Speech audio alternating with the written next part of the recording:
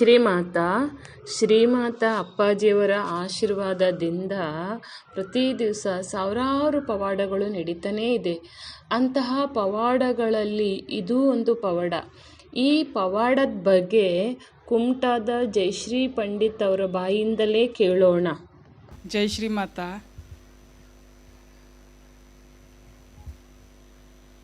ನಾನು ಅಪ್ಪಾಜಿ ಹೇಳ್ಕೊಟ್ಟಿರೋ ಮಾತನ್ನು ತುಂಬ ನಂಬ್ತೇನೆ. ಮತ್ತು ನನಗೆ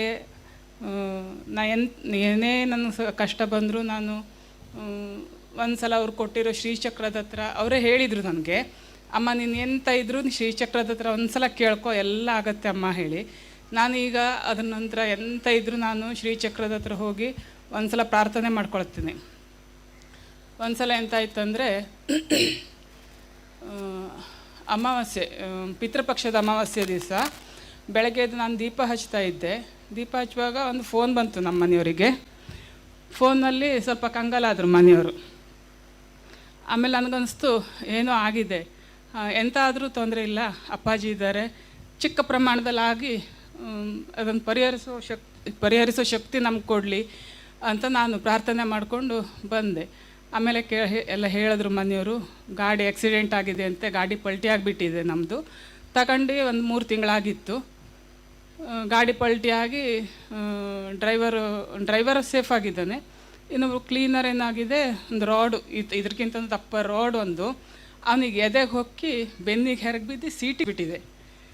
ಸೀಟಿಗೆ ಚುಚ್ಚದ್ದು ಆ್ಯಂಬುಲೆನ್ಸ್ ಬಂದಿದೆ, 10 ನಿಮಿಷದಲ್ಲಿ ಆ್ಯಂಬುಲೆನ್ಸ್ ಬಂದಿದೆ. ಬಟ್ ಅವನನ್ನು ತೆಗೆದು ಆ್ಯಂಬುಲೆನ್ಸಿಗೆ ಹಾಕ್ಲಿಕ್ಕೆ ಆಗ್ತಾ ಇಲ್ಲ ಗಾಡಿಯಿಂದ. ಆಮೇಲೆ ಆ ರೋಡನ್ನು ಕಟ್ ಮಾಡಲಿಕ್ಕೆ ಮತ್ತೆ ಬೇರೆ ಯಾವುದೋ ಡಿಪಾರ್ಟ್ಮೆಂಟ್ನವ್ರು ಯಾರೋ ಬಂದು ಮತ್ತು 1-1.5 ತಾಸಿನ ನಂತರ ಅವನಿಗೆ ಆ್ಯಂಬುಲೆನ್ಸ್ ಎಲ್ಲ ಹಾಕಿ ದಾವಣಗೆರೆ ಕಟ್ ಮಾಡಿ ತೆಗೆದಿರೋದು. ಹಾಂ, ಕಟ್ ಮಾಡಿ. ಹಾವೇರಿಯಲ್ಲಿ ಒಂದು ಭೀಕರ ಅಪಘಾತ ಸಂಭವಿಸಿದೆ ಅಂತಕ್ಕಂಥದ್ದು. ಇದಕ್ಕೆ ಸಂಬಂಧಪಟ್ಟ ಅಪ್ಡೇಟ್ಸ್ ಅನ್ನ ನೋಡ್ತಾ ಹೋಗೋಣ.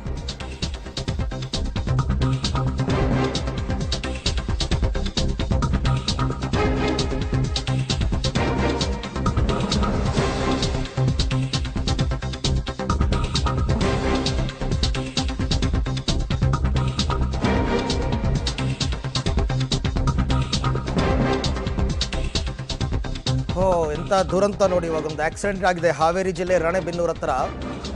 ಆ ಡ್ರೈವರ್ ಎದೆಗೆ ಕಬ್ಬಿಣದ ರಾಡ್ ಸಿಕ್ಕಾಕೊಂಡ್ಬಿಟ್ಟಿದೆಯಂತೆ. ಚಾಲಕನ ನಿಯಂತ್ರಣ ತಪ್ಪಿ ಗೂಡ್ಸ್ ಲಾರಿಯೊಂದು ಪಲ್ಟಿ ಹೊಡೆದಿದೆ. ದೃಶ್ಯದಲ್ಲಿ ತಾವೀಗ ಗಮನಿಸ್ತಾ ಇದ್ದೀರಾ. ಗೂಡ್ಸ್ ಲಾರಿಯೊಂದು ಪಲ್ಟಿ ಹೊಡೆದಾಗ ಆ ರೋಡ್ ಸೈಡ್ನಲ್ಲಿ ಹಾಕಿರ್ತಾರಲ್ಲ ಗ್ರಿಲ್ಸ್, ಆ ಗ್ರಿಲ್ಸ್ನ ರಾಡ್ ಒಂದು ಆ ಡ್ರೈವರ್ ಎದೆಗೆ ಚುಚ್ಕೊಂಡಿದೆ. ಅದನ್ನು ತೆಗೆಯೋದಕ್ಕೀಗ ಹರಸಾಹಸ ಪಡ್ತಾ ಇದ್ದಾರೆ. ಚಾಲಕ ಶಿವಾನಂದ್ ಅಂತನ್ಬಿಟ್ಟು ಆತನಿಗೆ ಈ ಥರ ಚುಚ್ಕೊಂಡಿರ್ತಕ್ಕಂಥದ್ದು. ಹಾಸ್ಪಿಟ್ಲಿಗೆ ರವಾನೆ ಮಾಡಬೇಕು. ಪೈಪ್ನೊಂದಿಗೆ ಆಸ್ಪತ್ರೆಗೆ ತೆರಳಿದ್ದಾನೆ ಲಾರಿ ಚಾಲಕ. ಎದೆಗೆ ಚುಚ್ಕೊಂಡಿರೋದು ವೆರಿ ಡೇಂಜರಸ್. ಚಾಲಕನ ನಿಯಂತ್ರಣ ತಪ್ಪಿರ್ತಕ್ಕಂಥದ್ದು. ಆ ಗೂಡ್ಸು ಆ ಪಲ್ಟಿ ಹೊಡೆದಿದೆ. ಚಾಲಕನ ಎದೆಗೆ ಅದು ಚುಚ್ಕೊಂಡಿದೆ. ರಾಣೆಬೆನ್ನೂರು ತಾಲೂಕು ಹೂಲಿಹಳ್ಳ ಗ್ರಾಮದ ಬಳಿ ನಡೆದಿರ್ತಕ್ಕಂಥ ಘಟನೆ. ದೃಶ್ಯದಲ್ಲಿ ತಾವೀಗ ನೋಡ್ತಾ ಇದ್ದೀರಾ. ಅದು ಹೆಂಗೆ ಸಾಧ್ಯ ಆಯಿತು ಅಂತ ಗೊತ್ತಿಲ್ಲ, ಬಟ್ ಆ ರಾಡ್ ಚುಚ್ಕೊಂಡ್ಬಿಟ್ಟಿದೆ. ಈಗ ಅದರ ಸಮೇತ ಹಾಸ್ಪಿಟ್ಲಿಗೆ ಹೋಗ್ತಾ ಇರ್ತಕ್ಕಂಥದ್ದು. ಸ್ಥಳದಲ್ಲಿ ಈಗಾಗಲೇ ಪೊಲೀಸರು, ಅಗ್ನಿಶಾಮಕ ವಾಹನ ಎಲ್ಲ ಬಂದಿದ್ದಾರೆ. ಆ ಪೈಪ್ನ ತೆಗಿಯಕ್ಕಾಗಿಲ್ಲ, ಆತನಿಗೆ ಎದೆಗೆ ಚುಚ್ಕೊಂಡಿರೋದು. ಅದರ ಸಮೇತ ಆತ ಇವಾಗ ಹಾಸ್ಪಿಟಲ್ ಕಟ್ ಮಾಡಿ ತೆಗೆದು ಅದನ್ನು ರಾಡ್ ಸಮೇತನೇ ಅವನು ದಾವಣಗೆರೆ ಹಾಸ್ಪಿಟ್ಲಿಗೆ ಹೋದ.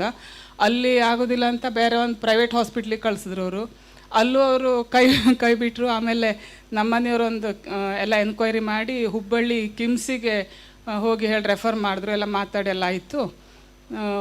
ಹುಬ್ಳಿಗೆ ಹೋಗಾಯಿತು. ಹುಬ್ಳಿಲಿ 2 ದಿವಸ ಅವನಿಗೆ ಒಬ್ಸರ್ವೇಷನಲ್ಲಿ ಇಟ್ಟರು ಅವರು.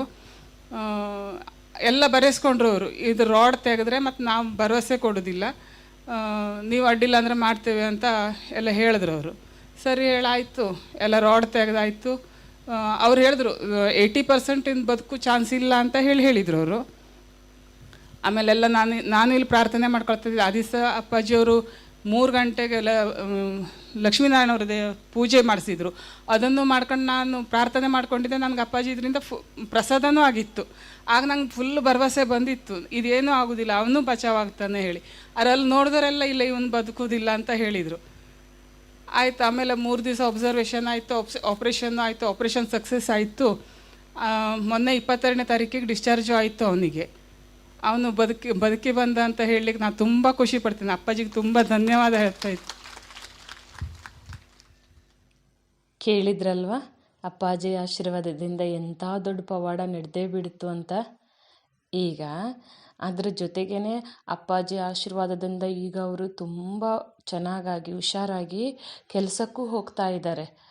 ಆಮೇಲೆ ಆಕ್ಸಿಡೆಂಟ್ ಆಗಿರೋದು ಬೆಳಗ್ಗೆ, ಸಂಜೆ ತನಕನೂ ಆ ಕಂಟೈನರ್ ಪಲ್ಟಿ ಆಗಿದೆ, ಆದ್ರೂ AC ಆನ್ ಆಗೇ ಇದೆ.